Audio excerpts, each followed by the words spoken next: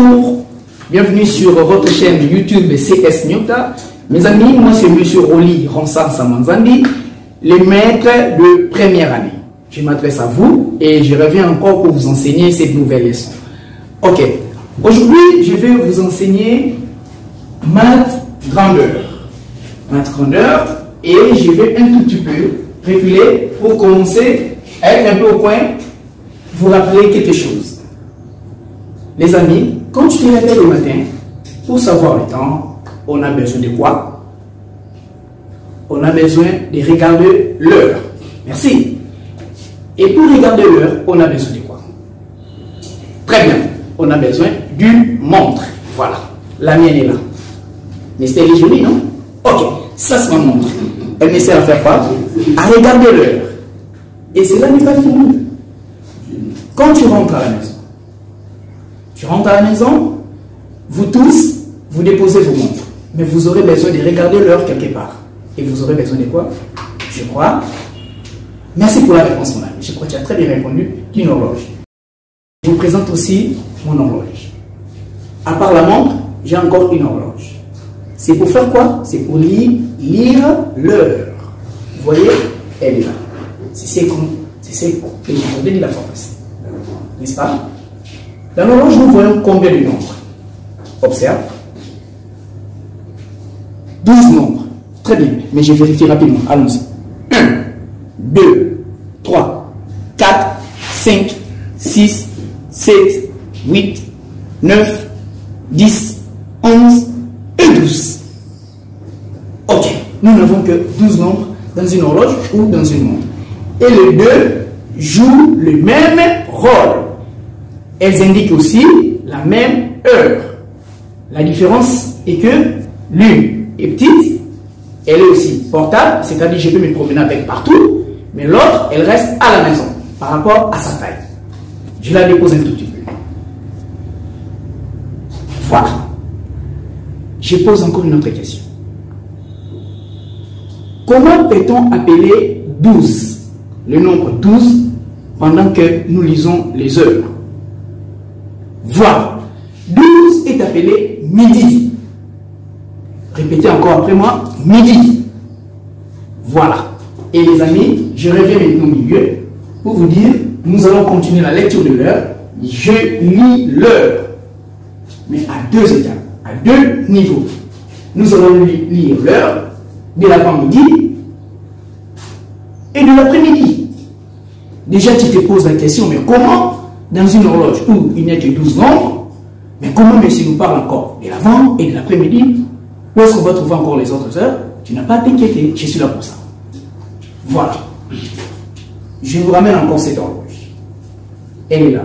Nous n'avons que 12 nombres, mais toutes les autres heures sont toujours dedans et ce sont leurs amis chiffres qui les aident à être retrouvés ici. On peut dire autrement, les heures là sont représentées par les autres chiffres qui se trouvent dans cette horloge. Pas seulement celle-ci, dans toutes les horloges du monde. D'accord? Voilà.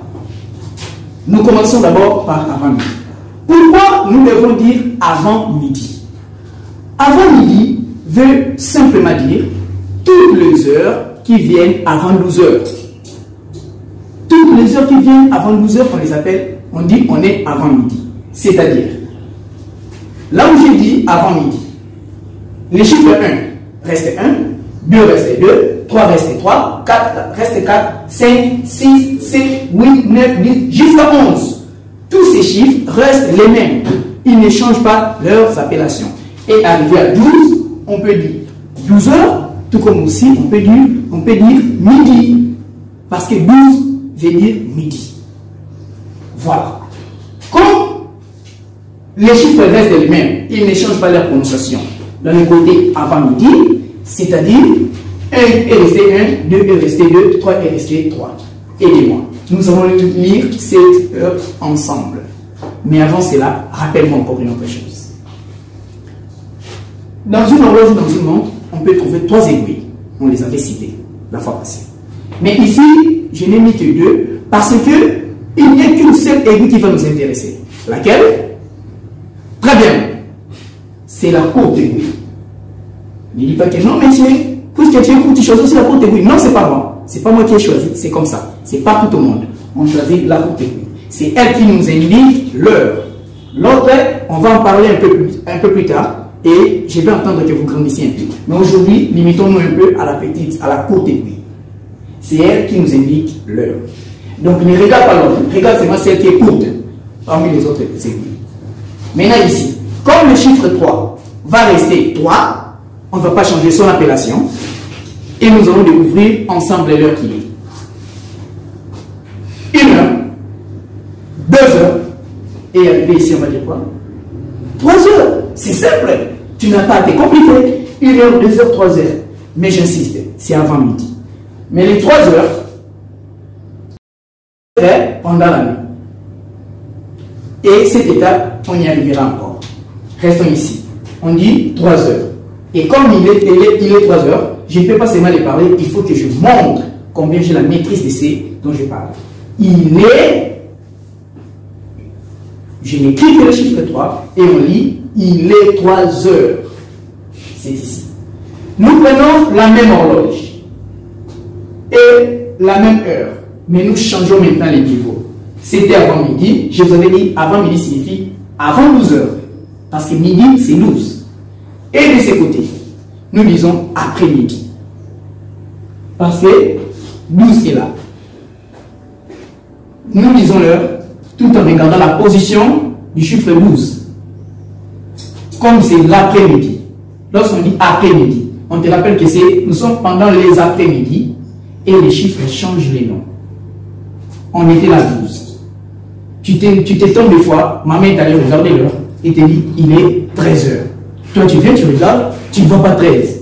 Tu crois que maman a un problème au niveau de la tête. C'est faux. C'est parce qu'on ne te l'avait pas encore appris. Et voilà l'occasion qui t'est offerte. Regarde. 12. Et tous les chiffres qui viennent changent les noms. Parce que c'est l'après-midi. Après 12, quand on compte, rappelle-toi, après 12 c'est quoi? Mais c'est 13. Donc, lui il est devenu comment? Il est devenu 13. Lui il est devenu 14, 15, 16, 17, 18, 19, 20, 21 heures, 22 et puis 23 heures. On s'arrête d'abord ici puisqu'on nous regardons tous la position du 12. Et voilà. Comme j'ai dit après-midi, je t'ai déjà donné les secrets. Maintenant tu ne peux pas échouer. Dis-moi, on peut maintenant lire l'heure ensemble? Ok. Comme c'est l'après-midi, 12 reste 12. Mais comme il est après-midi, donc les chiffres qui viennent changent l'appellation. C'est parti. Il est quelle heure? 13 heures, ok? 14 heures et 15 heures. Encore une fois, pourquoi notre aiguille là, tu n'as pas parlé d'elle? Très bien, simplement parce que l'aiguille là n'indique pas l'heure. Celle qui indique l'heure, c'est celle qui est courte. C'est pourquoi nous regardons, nous offrons notre attention sur les mouvements de la courte aiguille. Ici, elle s'étend vers 3, mais les 3 changent les noms, puisque nous parlons de l'après-midi. 13 heures, 14 heures, et ensemble les mouvements, quelle heure est-il? 15 heures, très bien. Comment on écrit 15? J'ai un tout petit peu oublié, rappelle-moi.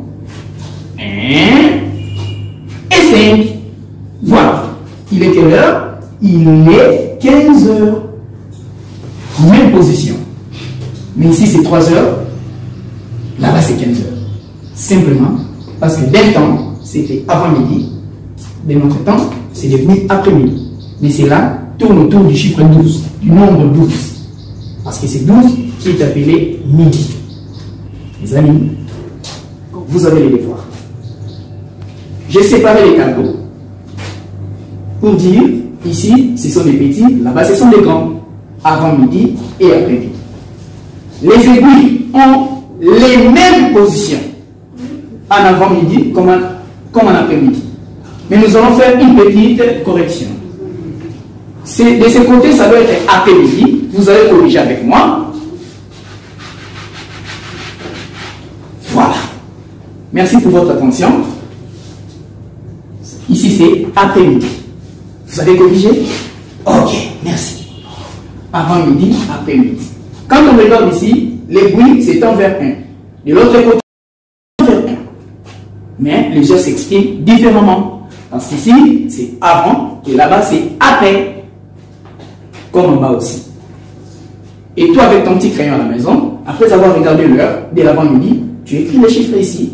Tu écris aussi en bas. Pour l'après-midi aussi, tu commences d'abord le comptage. 12, 13, 14, 15, 16, 17, 18, 19, 20, 21, 22, 23. C'est ce que tu feras aussi pour l'horloge qui est en bas. Écris-toi.